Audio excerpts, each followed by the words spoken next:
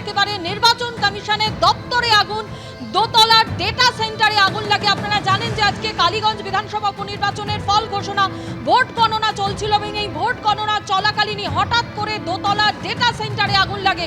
সরাসরি আমাদের প্রতিনিধি রোমা পাল আমাদের সঙ্গে রয়েছেন। রোমা, এরকম একটা গুরুত্বপূর্ণ দিন এবং দোতলার ডেটা সেন্টারে আগুন লাগলো, কিভাবে আগুন লাগলো? দেখো, কিভাবে আগুন লাগলো এখনো জানা যায়নি। যেহেতু ডেটা সেন্টার সেটা ইলেকশন কমিশনের নয়, বামানের লরি বিল্ডিং এর data centre. Election commission second floor এবং থার্ড ফ্লোরে রয়েছে। সেখানে কিন্তু সকাল থেকে যেহেতু কাউন্টিং প্রসেস চলছে কালীগঞ্জে, সেক্ষেত্রে অবশ্যই কর্মীর সংখ্যা একদম সকাল থেকে কিন্তু এখানে রয়েছে এবং তার সঙ্গে সিওর সঙ্গে কিছুক্ষণ আগে কথা বললাম, মনোজ কুমার আগরওয়াল, তাকেও কথা বললাম এবং সমস্ত আধিকারিকরাই এখানে রয়েছে। শুধু তাই নয়, ইলেকশন কমিশনের অফিস নয়, তার ওপরেও অনেক ফ্লোর রয়েছে। সেখানেও কিন্তু যারা রয়েছেন তাদেরকেও কিন্তু একেবারে নিচে নামিয়ে আনা হয়েছে। বলা হয়েছে একদম পুরো বিল্ডিং খালি করে দিতে হবে বিল্ডিং, এবং আমাদেরকেও সঙ্গে সঙ্গে বলা হলো যে আপনাদেরও এখান থেকে বেরিয়ে যেতে হবে।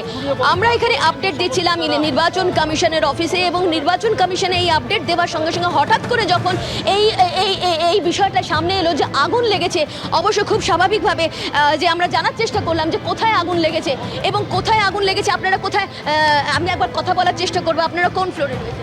সেকেন্ড ফ্লোরে আছে। কি বলা হলো যখন আপনারা কাজ করছিলেন?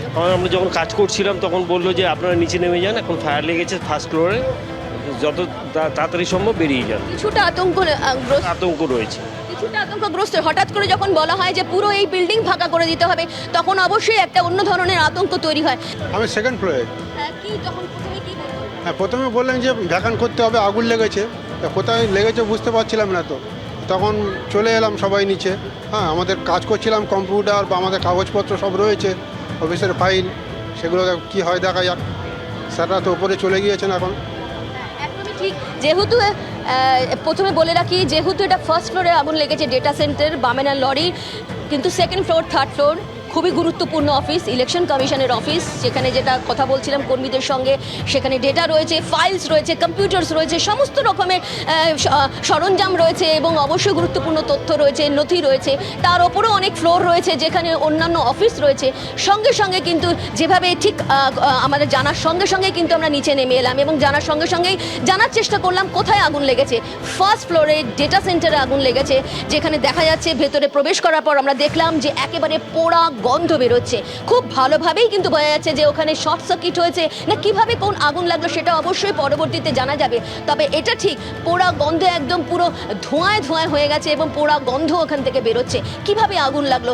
অবশ্যই এই ধরনের গুরুত্বপূর্ণ দিনে, ছুটির দিনও নয় যে ওখানে কোনো মানুষজন ছিলেন না বা লোকজন কাজ করছিলেন না, একটা গুরুত্বপূর্ণ দিনে কিন্তু এইভাবে আগুন লাগাটা স্বভাবতই প্রত্যেকে আতঙ্কগ্রস্ত। একেবারে নির্বাচন কমিশনের এই যে দপ্তর, যেটা রুমা আমাদের জানাচ্ছিল, সেকেন্ড ফ্লোর এবং থার্ড ফ্লোরে হচ্ছে নির্বাচন কমিশনের দপ্তর, আর ফার্স্ট ফ্লোর অর্থাৎ দ্বিতীয় তলে যেখানে ডেটা সেন্টার, সেইখানে আগুন লেগেছে। এবং তারপর নির্বাচন কমিশনে যারা কাজ করছিলেন, যারা আধিকারিকেরা যারা ছিলেন, যে কর্মীরা যারা ছিলেন এই দুটো ফ্লোরে অর্থাৎ সেকেন্ড ফ্লোর থার্ড ফ্লোরে কাজ করেন, তাদের সঙ্গে সঙ্গে সেই অফিস ফাঁকা করে দিতে বলা হয়। ভোট গণনা চলছিল সেই সময়, ঠিক সেই সময় এই আগুন লাগার ঘটনা ঘটে। পোড়া গন্ধ পাওয়া যায়, ছবিতেও দেখেও বুঝতে পারছেন, প্রত্যেকে নাকে রুমাল দিয়ে আছেন। সিঁড়ি দিয়ে, লিফট ব্যবহার কিন্তু বন্ধ করে দেওয়া হয়েছিল। সিঁড়ি দিয়ে নির্বাচন কমিশনের দপ্তরে যারা কাজ করছিলেন প্রত্যেকে তারা নিচে নেমে আসেন, খালি করে দেওয়া হয় পুরো বিল্ডিং। বামা লরির যে বিল্ডিং, সেই বিল্ডিং পুরোপুরি খালি করে দেওয়া হয়। মুখে কাপড় বেঁধে বাইরে বেরিয়ে আসেন কমিশনের আধিকারিক এবং কর্মীরা।